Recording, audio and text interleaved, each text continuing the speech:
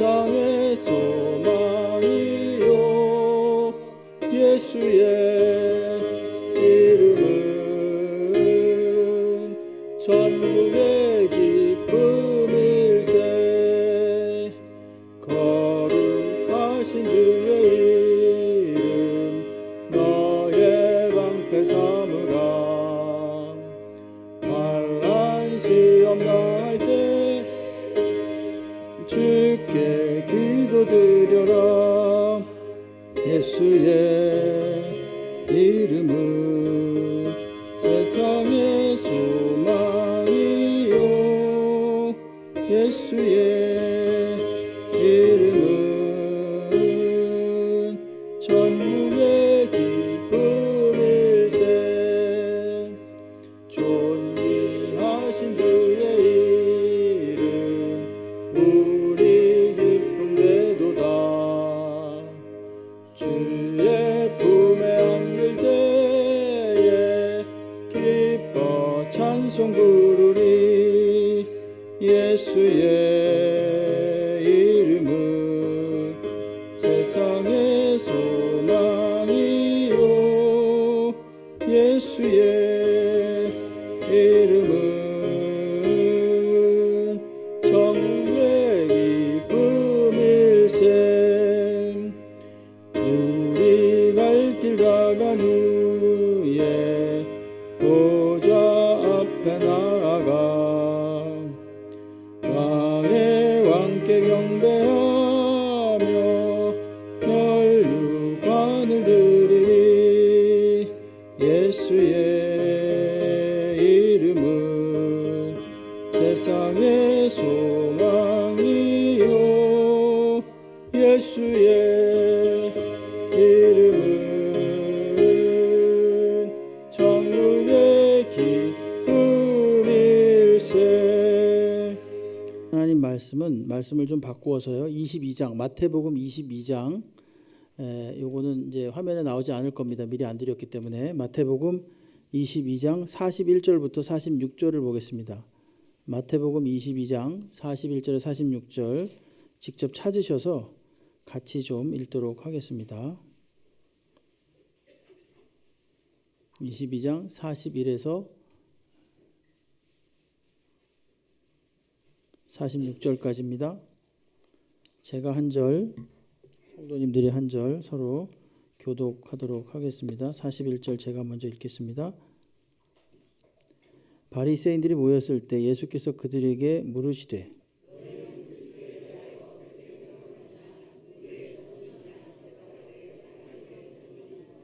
이르시되 그러면 다윗이 성령에 감동되어 어찌 그리스도를 주라 칭하여 말하되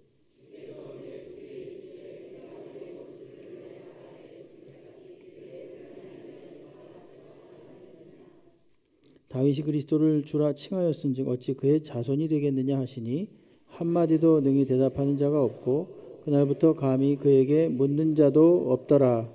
아멘. 할렐루야. 네, 오늘 예배에 참석하신 성도님들 주께서 크신 은혜와 평강으로 함께 하시기를 주의 이름으로 축원합니다. 한 목사님이 좀 몸이 좀 편찮으셔가지고 오늘도 제가 좀 말씀을 전하게 됐습니다. 그래서 이게 요즘 제가 어떤 읽는 책을 이렇게 정리한 건데 한번 좀 우리 성도님들하고 같이 좀 나누어 볼까 합니다. 구약에 나타나신 예수님이라는 책인데 그 책에 의하면 분명히 예수님도 우리가 예수를 믿어서 구원을 받는데 구약의 모든 백성들도 전부 다 예수를 믿어서 구원을 받은 것이다.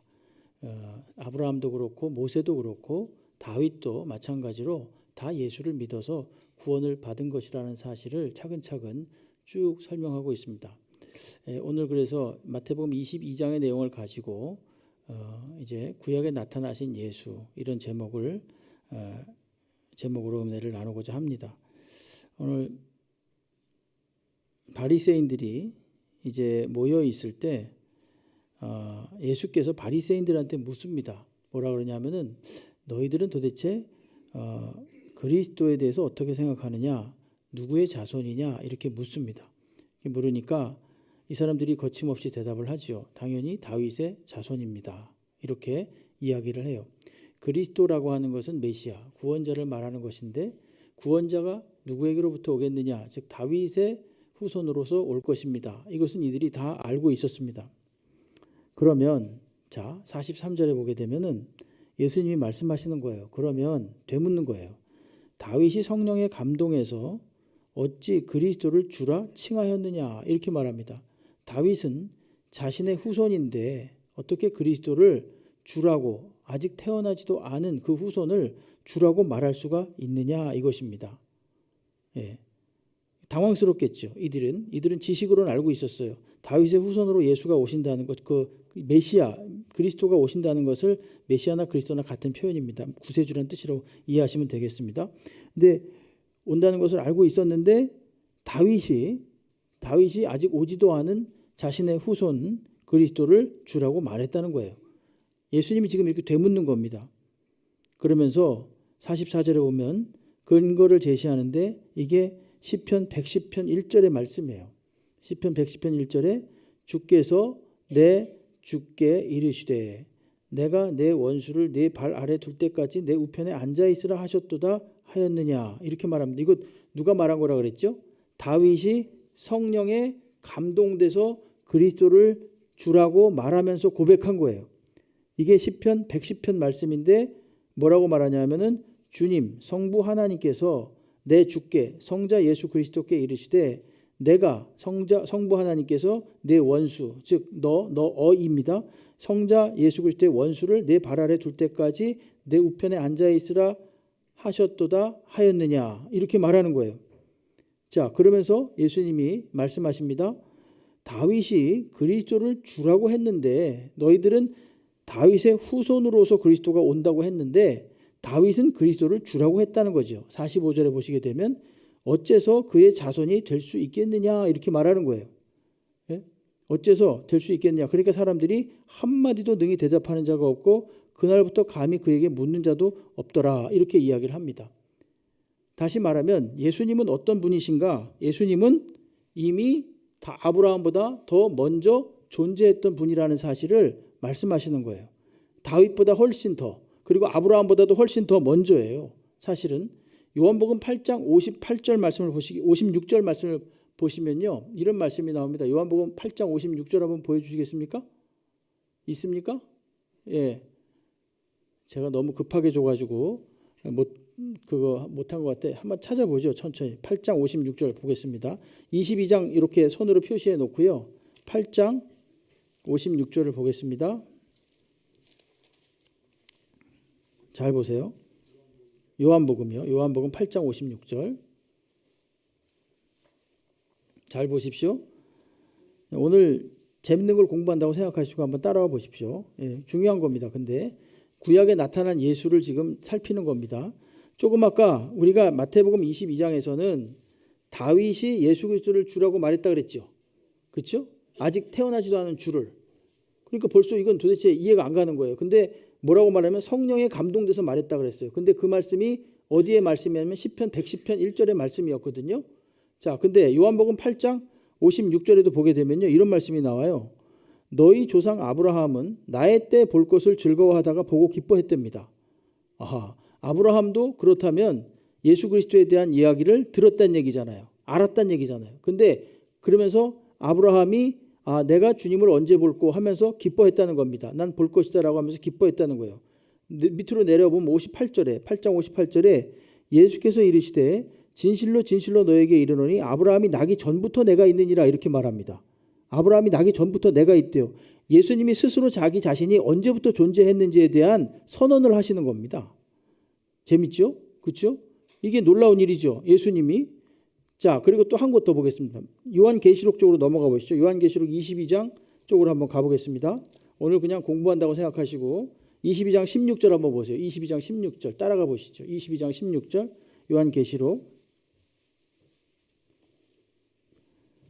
예수께서 친히 말씀하시죠. 여기 찾아줬네요. 자, 보세요. 나 예수는 이렇게 말하죠. 예수님이 말씀하시는 거예요. 사도 요한에게 뭐라 그러냐면 교회들을 위하여 내 사자를 보내어 이것들을 너희에게 증언하게 하였노라. 이것들은 요한계시록의 모든 내용들이겠죠. 증언하게 하였노라. 나는 누구냐? 다윗의 뿌리요 자손이니 곧 광명한 새벽벌이라는 겁니다. 이것도 참 이해가 안 가죠. 이건 우리가 그냥 논리적으로 생각하면 뿌림과 동시에 자손이 될 수가 없거든요. 뿌리면 뿌리고 자손이면 자손이에요. 뿌리면 근본이란 얘기고 자손이 후손이란 얘기인데 근본인과 동시에 후손이 된다. 이렇게 22장 16절에서 이야기를 해요. 그러니까 이것은 예수님은 언제부터 존재하셨는가 하면은 태초부터 존재하셨다는 것입니다. 자, 종합을 해보면요. 한번 또 한 군데 찾아보겠습니다. 요한복음 1장 1절 한번 보겠습니다. 요한복음 1장 1절. 요한복음 1장 1절 한번 가보면요. 재밌습니다. 자, 저만 재밌나 봅니다. 자, 요한복음 1장 1절 한번 보세요. 여기 보면은 언제부터 계셨다고 나옵니까? 태초부터 말씀이 계셨대죠. 근데 말씀이 육신이 되신 분이 예수라고 나오잖아요. 그러니까 예수님은 언제부터 존재하신 것입니까? 태초부터 계신 거예요. 자, 이걸 쭉 종합해 보면은 자, 요한복음 1장 1절에서는 예수님이 태초부터 계셨대요. 그리고 아브라함은 그 태초부터 계셨던 8장 56절 58절에 보면 그 예수님을 보고 볼 것을 바라면서 즐거워했다 그랬죠. 그리고 예수님이 스스로 또 뭐라고 말씀하셨냐면은 요한계시록 22장 16절에서는 나는 다윗의 자손이고 뿌리요 자손이요 이렇게 말씀하셨습니다. 그렇죠? 그리고 오늘 우리가 읽은 본문 마태복음 22장에서 다윗은 뭐라 그랬냐면 44절에서 43절에서 다윗이 성령에 감동되어 그리스도를 주라 칭했다 그랬습니다. 그러면 예수님은 태초부터 계셨고 아브라함보다 먼저 계셨고 다윗보다 먼저 계셨고 그리고 다윗의 육신적인 후손이 되신다. 이렇게 정리가 됩니다. 그렇죠? 그렇게 되심으로 예수님은 훨씬 오래전부터 아브라함이나 다윗이나 모세 그 훨씬 이전부터 계셨다는 겁니까? 안 계셨다는 겁니까? 계셨다는 거예요. 그렇기 때문에 그들이 어렴풋이 메시아 즉 그리스도에 대해서 기대하고 믿었다는 것은 또렷하게 신약시대에 와서 그것이 밝혀진 겁니다. 그들이 믿었던 것도 바로 예수 그리스도라는 얘기예요. 창세기 12장 1절로 3절 이건 있을 겁니다. 그렇죠? 창세기 12장 1절로 3절에 보면 하나님께서 아브라함에게 하시는 약속의 내용이 나와요. 여호와께서 아브라함에게 이르시되 너는 너의 고향과 친척과 아버지의 집을 떠나 내가 내게 보여줄 땅으로 가라. 내가 너로 큰 민족을 이루고 내게 복을 주어 내 이름을 창대하게 하리니 너는 복이 될지라. 너를 축복하는 자를 내가 축복하고 너를 저주하는 자를 내가 저주하리니 땅의 모든 족속이 너로 말미암아 복을 얻을 것이다. 이렇게 말했습니다. 근데 말이죠. 이 말을요. 사도 바울은 어떻게 이걸 해석을 해주냐면요. 복음이래요. 이게. 이 말 처음 들어봅니까? 갈라디아서 3장 8절 보시면요. 이런 말씀이 나와요. 갈라디아서 3장 8절에 보게 되면은 갈라디아서 3장 8절 한번 여러분 마음 편하게 한번 찾아보세요. 빨리 끝낼 테니까 염려하지 마시고 그냥 찾아보세요. 3장 8절 보세요. 잘 보세요. 찾으셨습니까? 여기 이런 말 나오죠. 또 하나님이 이방을 믿음으로 말미암아 의로 정하실 것을 성경이 미리 알고 먼저 누구에게? 아브라함에게 뭘 전했대요? 복음을 전했대요. 분명히 복음을 전했다고 나옵니다. 그렇죠? 복음을 전하되 모든 이방이 너로 말미암아 복을 받으리라. 이게 조금 아까 우리가 읽은 창세기 12장 1절로 3절의 말씀입니다. 자, 성경 주석 잘 돼 있는 책을 가지고 계신 분은 그 조그맣게 밑에 창세기 12장 1절로 3절 나옵니까? 안 나옵니까? 나오지요. 그렇게 나오지요. 예. 좀 좋은 성경책을 사세요. 하나. 예, 여기 나옵니다. 창세기 12장 1절로 3절로 나와요. 분명하게. 그러니까 이게 쫙 연결이 되는 거죠. 하나님께서 아브라함에게 너로 말미암아 모든 만민이 복을 받게 될 것이다. 이것이 복음이었다고 그 아브라함은 믿은 거예요. 그리고 너로 말미암아 복을 받게 되는데 특별히 정확하게 말하면은 너의 후손으로 말미암아 복을 받게 된다는 것을 아브라함이 알았던 겁니다. 이건 어디서 발견하느냐? 창세기 15절에서 발견할 수 있어요. 3장 15절에서. 3장 15절 굉장히 유명한 말씀이죠. 여러분 저 말씀 원시복음이라는 것. 내가 너로 여자와 원수가 되게 하고 내 후손도 여자의 후손과 원수가 되게 하리니 여자의 후손은 내 머리를 상하게 할 것이고 너는 그의 발꿈치를 상하게 할 것이다. 여기서 말하는 여자의 후손이 바로 그리스도 예수를 말하는 거예요. 그러면 창세기 12장 1절로 3절 말씀하고 창세기 3장 15절 말씀하고 절묘하게 조화가 이루어집니다. 그리고 저걸 갖다가 갈라디아서 3장 8절에서는 사도 바울이 뭐라 그랬냐면 이게 복음이다. 하나님께서 아브라함에게 정해주신 복음이다. 그렇기 때문에 아브라함도 복음을 믿은 것이다. 그래서 요한복음 아까 8장 58절에 보게 되면 아브라함이 나의 때 볼 것을 기뻐했다. 말이 이렇게 쭉 연결이 되지요. 예? 약속이 쭉 이루어지고 있다는 사실을 우리가 알 수 있습니다.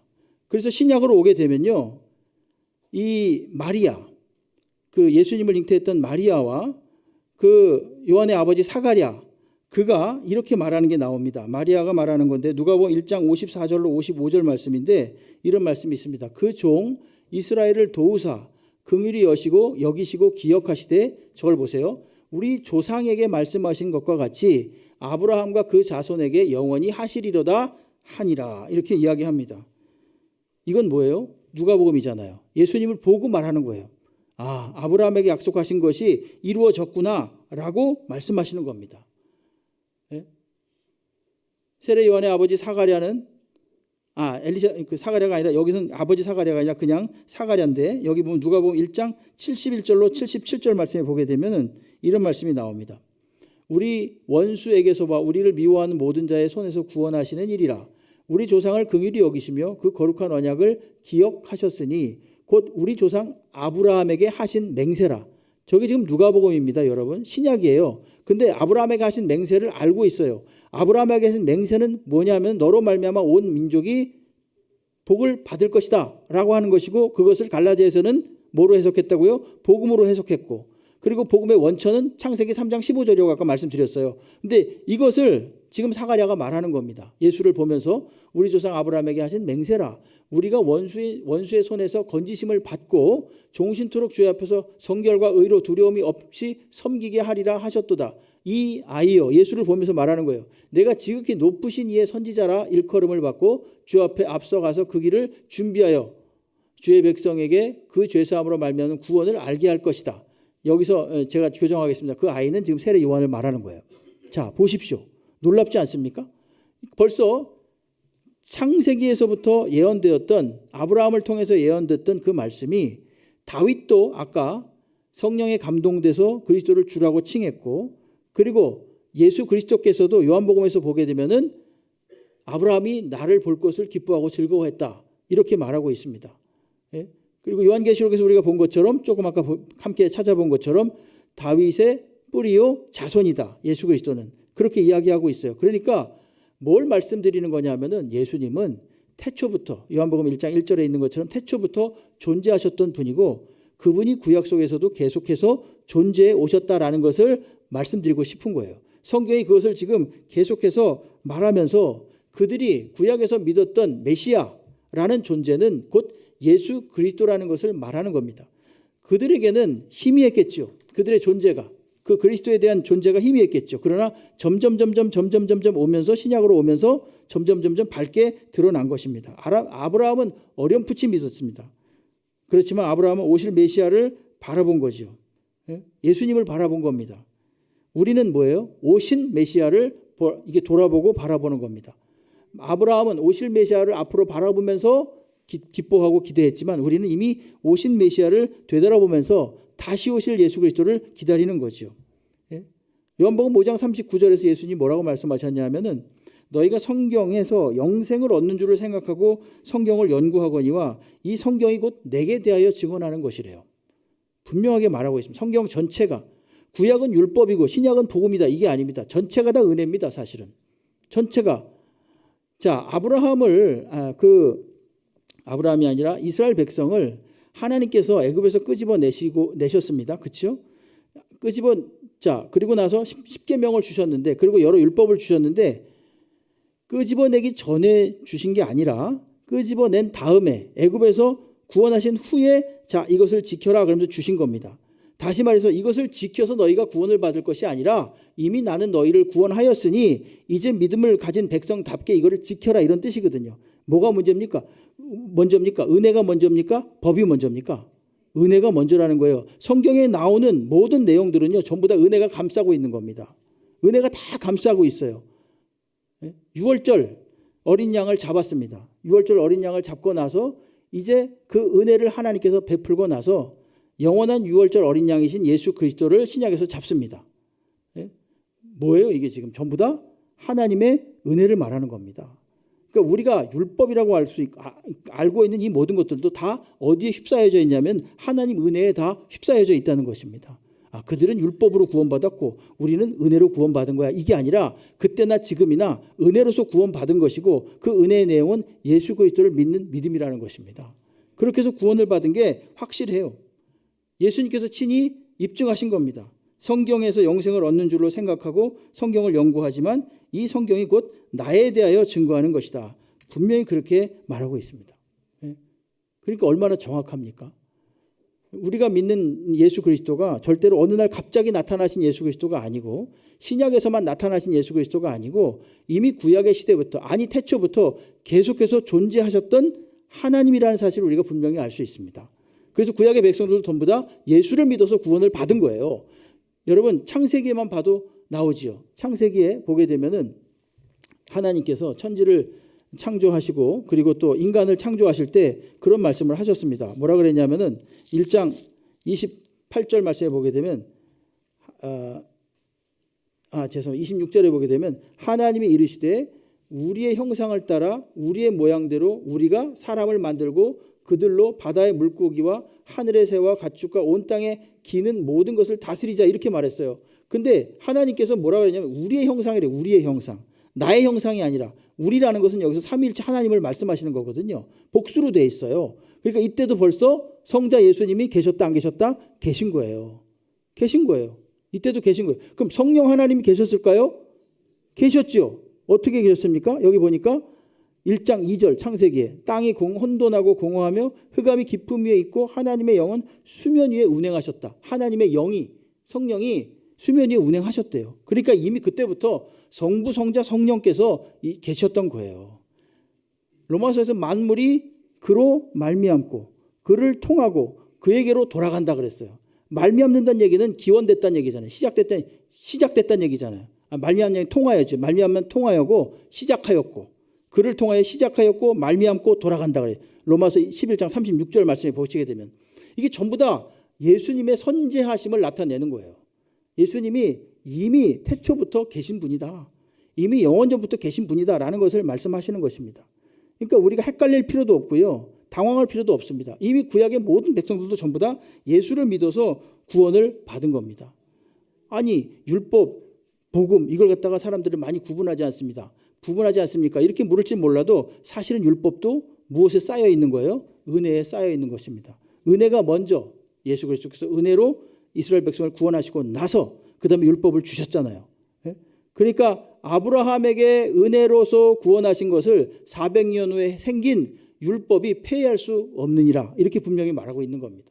그 모든 것이 다 은혜입니다. 예수 그리스도를 믿는 믿음, 예수 그리스도께서 우리를 구원하신 것이 확실한 겁니다. 그렇기 때문에 우리가 헷갈리거나 당황할 필요가 전혀 없는 거죠.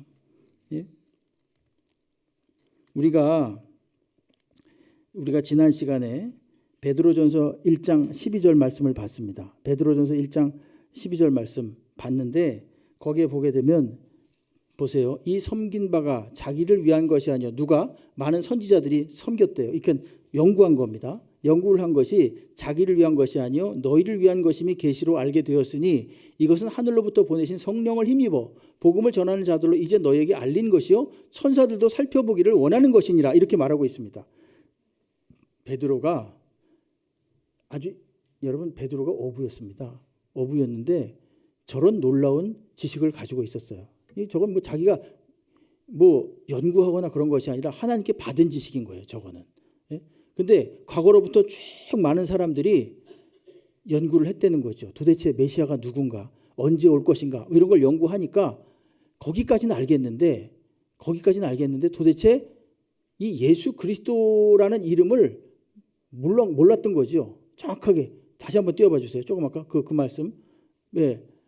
이 이 섬긴 바가 자기를 위한 것이 아니요 너희를 위한 것임이 계시로 알게 되었으니 이것은 하늘로부터 보내신 성령을 힘입어서 복음을 전하는 자들로 그들을 통해서 이제 너희에게 알린 것이다. 그래서 너희들이 안다 이거죠. 천사들도 살펴보기를 원하는 것이다.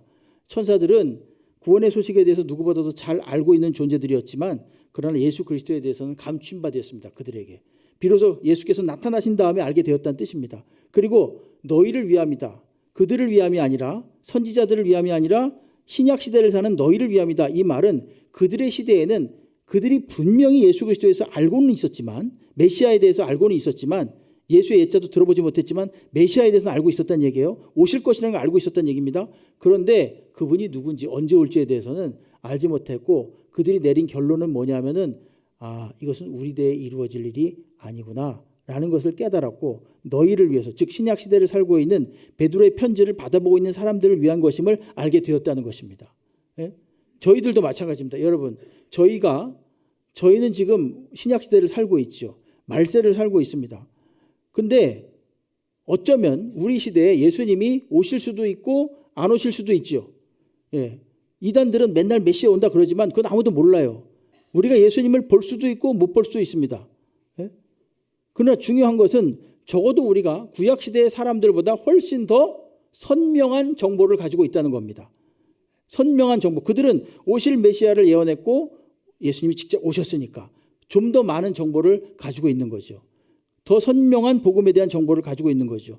그러면 주님께서 오시는 그때에 예수님을 다시 오실 그 예수님을 맞이하는 사람들은 어떻겠습니까? 그 사람들은 훨씬 더 선명하겠죠. 그분을 재림하시는 예수를 볼 거니까.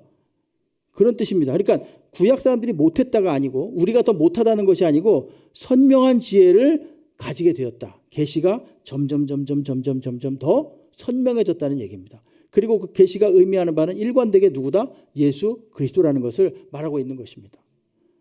참 이게 정말 되게 귀한 말씀이죠. 구약 시대부터 태초부터 예수님이 쭉 존재하셨고 새삼스러운 얘기는 아니지만 그러나 그걸 실감나게 우리가 믿지 못했는데 이 성경 구절들에 대해서 다시 한번 우리가 그 구절들을 가지고 확인하는 거죠. 그들이 믿었던 건 확실하다. 구약에서도 역시 모세도 아브라함도 다윗도 전부 다 예수를 믿은 것이다. 구약의 백성들도 예수를 믿어서 구원을 받은 것이다. 오늘 우리가 믿는 예수, 그 예수가 앞으로 우리 후손들이 믿게 될 그 예수고 다시 오게 될 그 예수를 통해서 구원이 이루어진다는 것을 말하고 있는 거죠. 예. 그러니까 이게 엄청난 비밀인 거죠. 예. 그리고 기쁨인 거고 저희들에게는. 예. 여러분 오늘도 우리는 예수의 시대를 살고 있습니다. 예수 그리스도의 시대를 살고 있는 거예요. 예. 사실은 아주 선명한 구원자를 우리가 모시고 살고 있는 겁니다. 선명한 구원자. 희미하고 구약시대 사람들처럼 희미한 게 아닙니다. 물론 그들이 믿은 것도 귀하지만 우린 더 선명해졌어요. 예수 그리스도께서 십자가에 못 박혀 죽으시고 부활하신 것을 본 사람들이 있고 기록한 기록들이 우리 손에 쥐어져 있잖아요. 그렇기 때문에 우리는 더 사실은 은혜가 풍성한 거죠. 은혜 위에 은혜인 겁니다. 훨씬 더 은혜가 풍성한 거예요. 우리들에게. 앞으로 오실 예수를 보는 사람들은 더 풍성해지겠죠. 은혜가 더 많아지겠죠. 직접 볼 테니까. 그때가 어떻게 될까요? 그때 되면 주님이 오시는 걸 쫙 보는 사람들의 마음은 어떨까요? 예? 여러분 그러니까 오늘 우리가 믿는 이 예수가 영원부터 존재하시는 분이라는 사실을 꼭 믿고요. 우리가 굉장히 대단하게 생각하는 것들, 우리가 엄청나다고 생각하는 것들 이 예수에 비할 것이 없습니다. 솔직하게 말하면. 천지를 창조하신 이 예수 그리스도 그리고 지금 이 천지 만물을 붙들고 계신 예수 그리스도 앞으로 오실 예수 그리스도 이 생명의 근원 되신 예수 그리스도 밖에는 사실은 별거 아닙니다. 다른 거. 솔직하게 말하면. 제가 질투나서 이런 말 하는 거 아닙니다. 아닙니다. 정말로. 그것보다 중요한 게 없습니다. 예수보다 중요한 게 뭐가 있겠어요. 여러분 잘 생각해 보십시오. 우리를 예수께서 택하여 주시고 천국으로 초대를 하셨잖아요. 초대받은 사람들이 우리는 적어도 초청장을 가지고 있는 사람들입니다. 그리고 오늘 초청장을 가지고 이제 갈 사람들이에요. 물론 지금도 하나님의 통치 속에 살고 있지만 근데 뭐가 그렇게 대단합니까? 다른 어떤 것들 열심히 사는 것도 중요하지만 예수보다 중요한 것이 없고요. 예수 따라 사는 것보다 중요한 게 없는 겁니다. 예수 그리스도를 마음속에 간직하시고요. 예수 믿는 사람답게 예수 그리스도의 마음을 품고 살기를 주의 이름으로 축원합니다. 그것이 바로 예수 믿는 사람들이 살아야 되는 바른 길이고 도리입니다. 다른 게 없습니다. 예. 영원부터 존재하신 예수, 그 예수를 늘 묵상하시고 바라보고, 가끔가다 제가 말씀드렸죠. 교회를 위해서 일하지 말고 예수를 위해서 일하라고 말씀드렸어요. 예? 그렇게 말씀드렸습니다. 여러분, 교회 그러면 왠지 뭔가 조직체 같은, 뭐 세상의 조직체 같은 그런 생각이 나요. 물론 그것도 귀한 일이죠. 당연히 교회는 예수의 몸이니까 교회를 위하는 것이 예수를 위하는 것이기도 해요.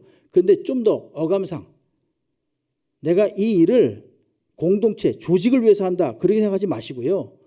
예수를 위해서 한다고 생각하셔야 돼요. 그래야 우리의 일이 훨씬 수월할 수 있고 가벼워질 수 있어요. 예? 이거 못하면 큰일 나는데, 이거 못하면 안 되는데, 그런 게 어디 있습니까, 여러분? 없습니다. 그런 거 하나도 없습니다. 예수 안에서 우리가 자유한 자들인데, 아니, 우리를 방해한 게 뭐가 있어요? 급한 게 뭐가 있습니까? 예수 그리스도의 뜻대로 지금도 돼가고 있는 거예요. 그렇기 때문에 그냥 예수를 믿고 예수를 위해서 일하면 말입니다. 나머지는 다 중요한 게 아닙니다. 그냥 예수를 위해서 일하십시오. 여러분, 예수를 위해서. 예수 그리스도께서 원하시는 바를 일하셔야 돼요. 뭔가 조직을 세우고 뭘 하고 그러지 마세요. 예? 허상입니다. 그런 것들은 허상이에요. 자기 의만 잔뜩 드러날 뿐입니다. 뭘 했느니 말았느니, 업적을 세웠느니 말았느니, 그런 거 필요 없어요. 제가 지금 노골적으로 말씀드리는 거예요. 직설적으로 말씀드리는 거예요. 예수를 믿고 예수를 따라가는 게 업적입니다. 우리들의 업적이지, 절대로 뭘 이룩하고 뭐 하는 게 우리의 업적이 아닌 거예요. 예? 영원부터 살아계시는 예수를 믿고 따라가야죠. 우리에게 생명을 주신 예수를. 예? 그러지 마시고 예수를 굳게 믿고 따라갈 수 있는, 예수를 위해서 일하는 저희가 되기를 주의 이름으로 축복합니다.